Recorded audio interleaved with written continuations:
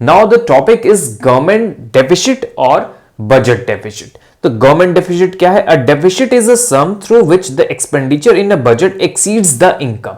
जब government budget बनाती है तो उसमें एक तरफ एक्सपेंडिचर लिखती है, एक तरफ इनकम लिखती है। जब एक्सपेंडिचर वाला पार्ट एक्सीड कर जाता है, मतलब ज्यादा ग्रेटर देन हो जाता है as compare to income, then that situation is your deficit, budget deficit जिसको हम कहते हैं। It plays a vital role concerning the pecuniary stability of an economy. ये एक वाइटल रोल प्ले करता है डेफिसिट की इकोनॉमी की स्टेबिलिटी है कि नहीं है। This is a pecuniary situation, मतलब एक तरह से इंपॉर्टेंट सिचुएशन है स्टेबिलिटी को पता लगाने के लिए। A government deficit is the amount of money in the set budget by which the government expenditure exceed the government income. अब गवर्नमेंट डेफिसिट है क्या? एक अमाउंट है जो निकल कर आएगा जब हमें पता चलेगा कि डेफिसिट है, तो एक्सपेंडिचर ज्यादा है, इनकम कम है, तो दोनों में जो डिफरेंस बनेगा, डिफरेंस होने की वजह से एक अमाउंट निकल कर आएगा। सपोज 50 रुपए के एक्सपेंडिचर है और 20 रुपए की इनकम है, तो 30 रुपए जो डिफरेंस आया नेगेटिव वाला, वो मेरा अमाउंट आया डेफिसिट वाला। उसी तरह यहां बोल दिया गया government deficit is the amount of money in the set budget by which government expenditure exceeds, government का एक्सपेंडिचर बढ़ जाता है गवर्नमेंट की इनकम से। आगे दिया it has prove to be a bridge between the income and expenditure of the government such as capital income and capital expenditure. यहां पे बोला गया है ये जो डेफिसिट निकल कर आता है, ये क्या है? एक ब्रिज है। एक तरफ इनकम है गवर्नमेंट की, एक तरफ एक्सपेंडिचर है।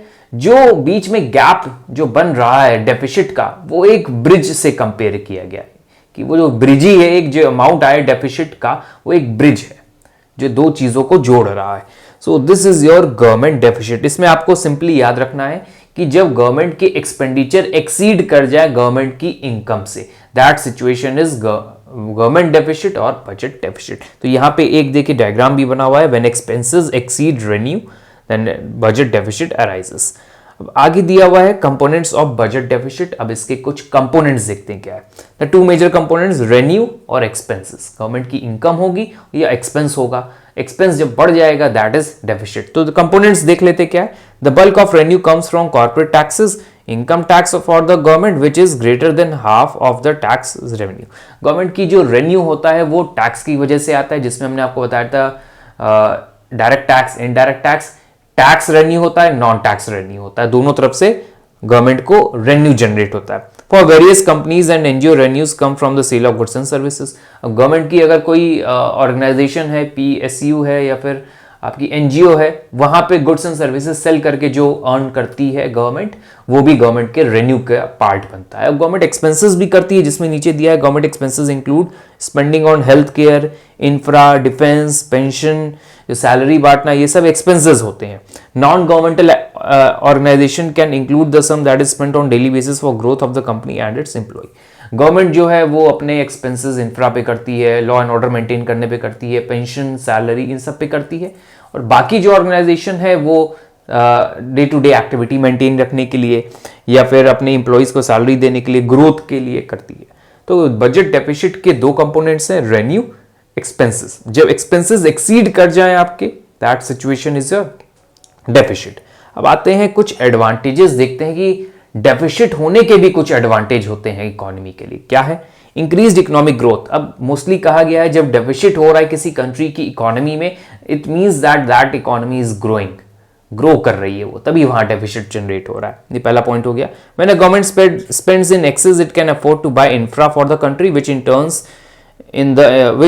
turns in the employment of labor and the workforce। अब बोला गया है कि जब डेफिसिट होगा तो इसका मतलब जो गवर्नमेंट या इकोनॉमी है वो इंफ्रा पे इन्वेस्ट कर रही है या इंफ्रा पे लगा रही है पैसा, तो उससे क्या होगा? इन टर्न उसके रिटर्न में क्या मिलेगा? एम्प्लॉयमेंट जनरेशन होगा, वर्कफोर्स को पैसा, एम्प्लॉयमेंट जनरेशन होगा, उनको एम्प्लॉयमेंट मिलेगा। तो ये भी एक एडवांटेज ही है हमारे लिए।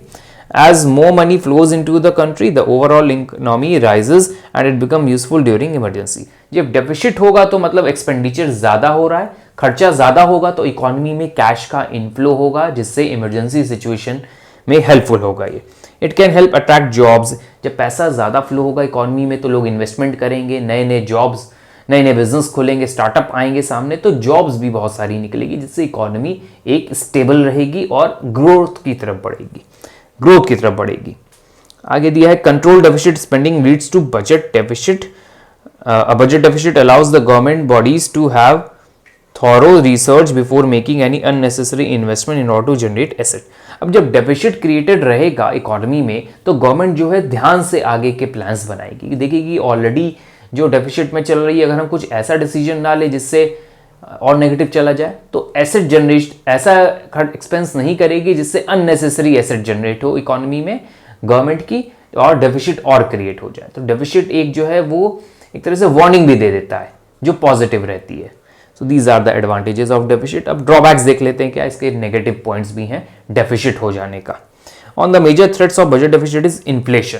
जब डेफिसिट होगा तो चीज़ें महंगी होने लगेंगी, जिससे इकोनॉमी में इन्फ्लेशन आएगा, जिससे चीज़ें महंगी होने लगेंगी, रेट बढ़ने लगेगा। In India the budget deficit is met by borrowing from central bank और the international financial institutions which increases the money supply in the economy resulting in inflation. अब बजट डेफिसिट से बचने के लिए गवर्नमेंट क्या करेगी, बोरो करेगी पैसा आरबीआई से या फॉरेन इंस्टीट्यूशन से, जिससे वहां से पैसा आएगा इंडिया में पैसा आएगा या इकोनॉमी में पैसा आएगा, जिससे इनफ्लो बढ़ जाएगा पैसे का और लोग डिमांड ज़्यादा करेंगे और इन्फ्लेशन लेकर आ जाएंगे। तो ये भी एक प्रॉब्लम है, inflation is also one of the problem.